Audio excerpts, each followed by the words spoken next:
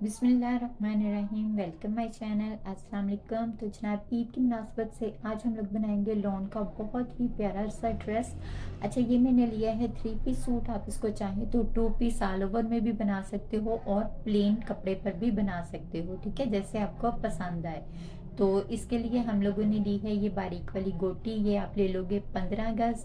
और ये जो लेस हमने लगाई है ये आप लोगे 2.5 गज, लेकिन अपने सूट के साथ मैचिंग करते हुए गोटी हर सूट पर यही वाली चलेगी, ठीक है। हमने यहाँ पर अपने ड्रेस के जो बाजू हैं वो अलग कर लिए हैं और फ्रंट बैक को अलग कर लिया है। ऑल ओवर होगा तो फिर आपने इसी तरह से अलग करना है। यहाँ पर इसकी जो लंबाई और चौड़ाई है थी हमने वो ही सारी रखी है, क्योंकि हमें चाहिए ही इतनी थी। तो अगर आप ऑल ओवर पर या प्रिंट सूट पर बना रहे हो तो लेंथ यहाँ पर है हमारी 43 इंच। लेंथ आप अपनी हाइट के हिसाब से कम ज़्यादा कर सकते हो। और जो हम लोग कपड़े की चौड़ाई लेंगे वो है हमारी यहाँ पर 32 इंच 32 इंच पर, ठीक है। तो आप चौड़ाई भी यहाँ पर 1-2 इंच कम ज़्यादा कर सकते हो, क्योंकि ये बिल्कुल खुला सा रफली सा सूट होता है। यहाँ पर हमने सेंटर से इसको इस तरह से फोल्ड कर लिया है। फ्रंट और बैक दोनों की हमारी सेम ही कटिंग होगी। अब आपने यहाँ पर इसकी कटिंग समझनी है। इसकी जो मेन है वो ऊपर से तीरे की फिटिंग आती है। तो आपका अगर जो भी तीरा है, यहाँ पर मेरा तीरा तैयार है 16 इंच पर, तो 16 का हाफ हो गया 8 इंच। तो हमने यहाँ पर 1 इंच इसको बढ़ाते हुए 9 इंच पर लेना है। तो यहाँ पर मैं अपना निशान लगा लूँगी 9 इंच पर। यहाँ पर याद रहे ये डबल एक्सल साइज़ है, तो आप साइज़ अपने नाप के मुताबिक रखोगे। आगे चल के आपको मैं सारी ये वाली चीज़ें जो है वो समझा देती हूँ। नीचे से जो हमने कली का साइज लेना है वो हमने यहाँ से लेना है जनाब 3 इंच पर। यहाँ पर आप कोई भी साइज बना रहे हो तो यहाँ से आप कली की चौड़ाई जो है वो 3 या 3.5 इंच ही करोगे। इससे ज़्यादा यहाँ से आप कली की चौड़ाई नहीं लोगे। हमारा सारा जो साइज है वो ऊपर से बनेगा। तो इस तरह से हमने इस कली को फोल्ड कर लेना है सिंपल। यहाँ पर मैं आपको बहुत ही आसान तरीका इसका बता रही हूँ। इस तरह आप जब दोनों निशानों को फोल्ड करोगे ना तो हमारी कली की शेप खुद ब खुद इस तरह से बन जाएगी। सारा जो हमारा ड्रेस है वो उसका साइज यहाँ से निकलेगा। अब यहाँ पर चीज़ें आप समझें, अगर आपका एक्सेल साइज नहीं है, स्मॉल है या जो भी है, यहाँ पर हम साइज की बात ही नहीं करते। आप अपनी शर्ट लोगे, आपके तीरे का साइज जो भी आता है, फर्ज करें आपके तीरे का साइज 13 इंच है या फिर 14 इंच है, आप उसका हाफ करोगे। हाफ अगर आपका 7 इंच आता है तो यहाँ पर आप 7 इंच का निशान लगाओगे। 1 इंच आप इसमें मार्जिन ऐड करोगे, यानी कि 7 की जगह आप 8 इंच का निशान लगाओगे। जो भी आपके तीरे का साइज बनेगा आपने उससे 1 इंच ज्यादा लेना है। फिर बस हमने यहाँ से ऊपर से अपने तीरे के मुताबिक कली बढ़ा लेनी है। नीचे से हमारा साइज वही 3 या 3.5 इंच ही रहेगा। यहाँ से हमारा सारा साइज निकलेगा। इसका जो दूसरा नाप आएगा वो है जनाब हमारी चेस्ट का साइज, क्योंकि यहाँ सिर्फ चेस्ट की फिटिंग होगी।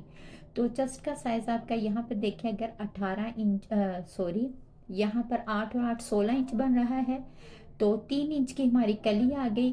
3 इंच ऊपर से होगा तो नीचे आते थे 4 इंच हो जाएगा। तो यहाँ पर देखें 4 इंच का हम अगर निशान लगाएं तो यहाँ पर 24 इंच की हमारी चेस्ट बन रही है। ये 12 पर निशान आ रहा है ना, तो जब हम इसको खोलेंगे तो ये 24 इंच हो जाएगा। अच्छा खासा मार्जिन यहाँ से हमारा निकल रहा है। कमर की और हिप की इसकी कोई भी शेप नहीं है, बिल्कुल लूज कर कुर्ता है। सिर्फ यहाँ से चेस्ट का हमारा साइज होगा। तो इस तरह से आपका जो भी साइज तीरे का होगा उसी के मुताबिक आपकी चेस्ट का साइज निकल आएगा। ये 2 साइज आपने बस नाप जहन में रखने हैं। नीचे से कली का बिल्कुल यही साइज आना है, आपने कुछ भी यहाँ पर चेंज नहीं करना। तो अब हम लोग अपनी कली की कटिंग करते हैं। हमने जो अपना 9 इंच का निशान यहाँ पर लगाया हुआ है, हम उसी के मुताबिक अपनी कली फोल्ड कर लेंगे। ये 9 इंच का निशान जी जिनका 16 इंच पर तीरा होता है वो लोग 9 इंच पर ही रखेंगे। बाकी जिनका कम होता है वो उसके मुताबिक कम ज़्यादा कर लेंगे। इस तरह से हम अपनी कली को फोल्ड करेंगे।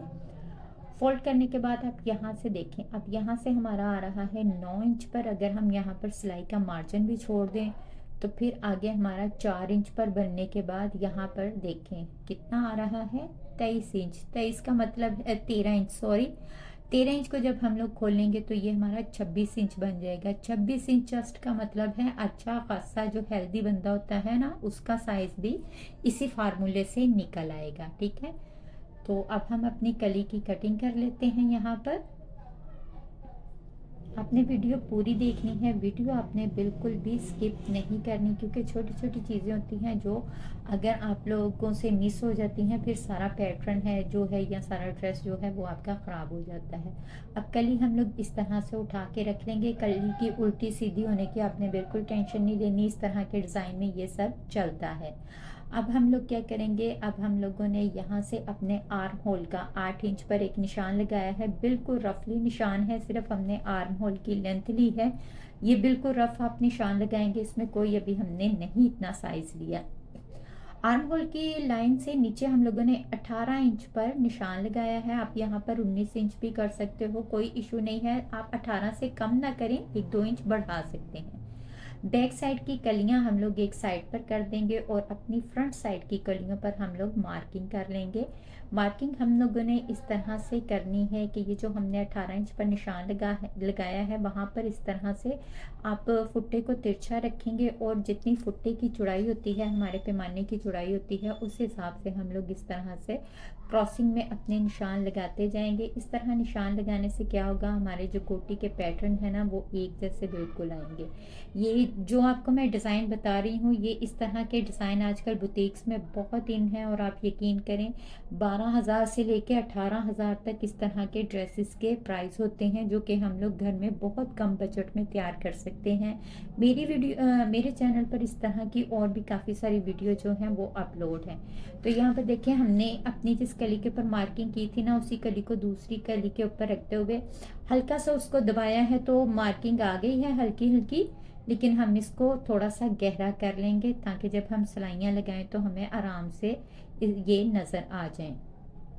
ये बहुत आसान तरीका है, इससे आप बहुत आसानी से जो है वो गोटी लगा सकते हो।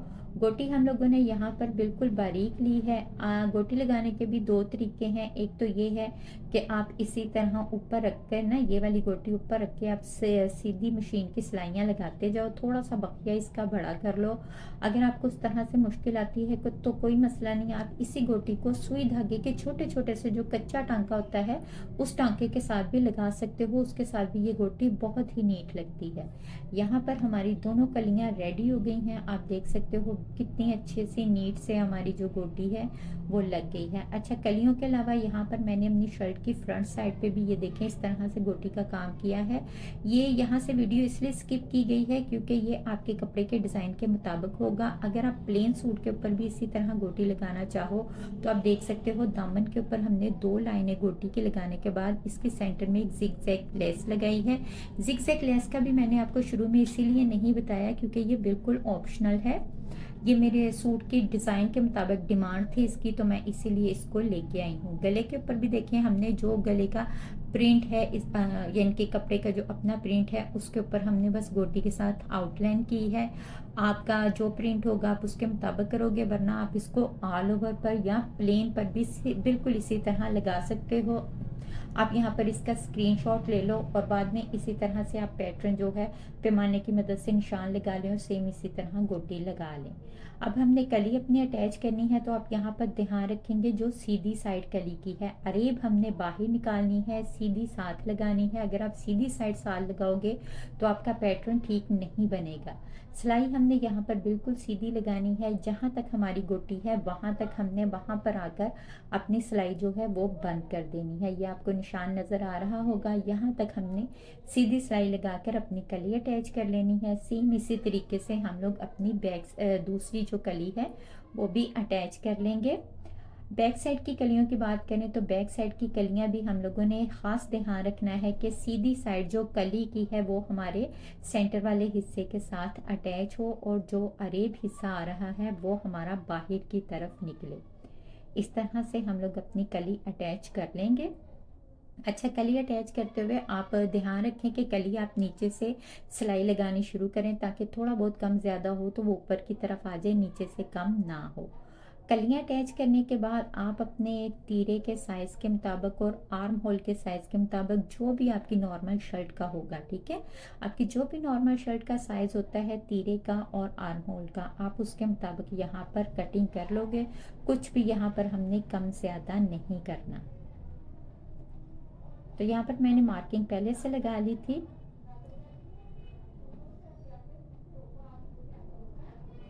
इस तरह से हम कर लेंगे। ये साइडों से हमारा जो रफ कपड़ा है हम इसको भी कट कर देंगे। कट करने के बाद गला मैंने कुछ इस तरह से बनाया है। आप अपनी पसंद के मुताबिक सिंपल गोल गला भी बना सकते हो। गला भी बिल्कुल ऑप्शनल है, आपकी अपनी पसंद के मुताबिक। साइज भी आप अपनी पसंद के मुताबिक गले का कर लोगे। यहाँ पर देखिए मैंने चाक भी फोल्ड कर लिए हैं। चाक हमने बिल्कुल इस तरह से बारीक बारीक से फोल्ड किए हैं, बिल्कुल बारीक से फोल्ड किए हैं। जितना हमारा सिलाई का मार्जिन था ना उसी को मैंने फोल्ड कर लिया है। अब चाक के ऊपर भी हम लोगों ने लेस लगानी है, तो चाक के ऊपर लेस हम लोग जिगजैग लेस ही लगाएंगे। मैंने स्टार्टिंग में आपको नहीं बताई, सॉरी। तो आप ये मार्केट से ये भी साथ ही ले आए। इस तरह ये हम हाफ नीचे रखेंगे और हाफ बाहर निकाल लेंगे। इस तरह से दोनों चौक के ऊपर ये लेस लगा लेंगे। ये लेस लगाने के बाद ठीक है, पहले हम लोग ये लेस अटैच कर लेंगे, उसके बाद हम लोगों ने इस तरह से ये बारीक वाली गोटी लगा लेनी है। ऊपर से हम इसी गोटी को इस तरह से घुमाते हुए दूसरे चाक की तरफ बंद कर लेंगे। ठीक है, तो यहाँ पर देखें हमारी गोटी और लेस दोनों लग चुकी हैं। उम्मीद करती हूँ आपको समझ आ रही होगी। अगर फिर भी किसी चीज़ की समझ ना आए तो मुझे कमेंट्स बॉक्स में पूछ सकते हैं। यहाँ पर आप अगर चौक की लंबाई कम ज़्यादा करना चाहें तो आप अपनी पसंद के मुताबिक कम कर सकते हो। ज़्यादा ना करें, मैं आपको यही कहूँगी, कम आप इस लंबाई को कर सकते हो।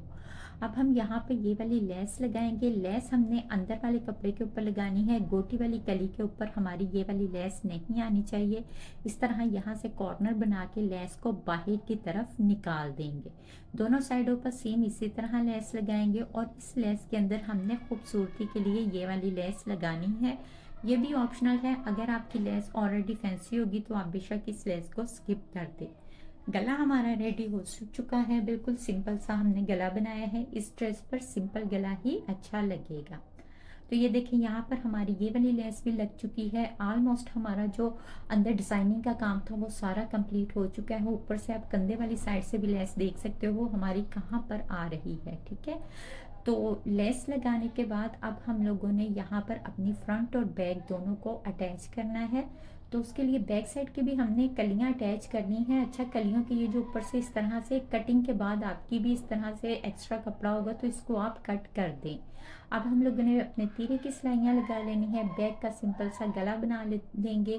बात करते हैं फिटिंग की सिलाइयों की। तो फिटिंग की सिलाई हमने यहाँ पर चेस्ट का साइज लेना है। यहाँ पर आप चेस्ट का जो आपका साइज होगा फिटिंग वाला आप उसका निशान लगाओगे। तो मुझे 22 इंच पर चेस्ट चाहिए, तो मैं उसी हिसाब से यहाँ पर मैंने 11 इंच पर निशान लगाया है, क्योंकि हाफ लिया है, हाफ दूसरी साइड पर होगा।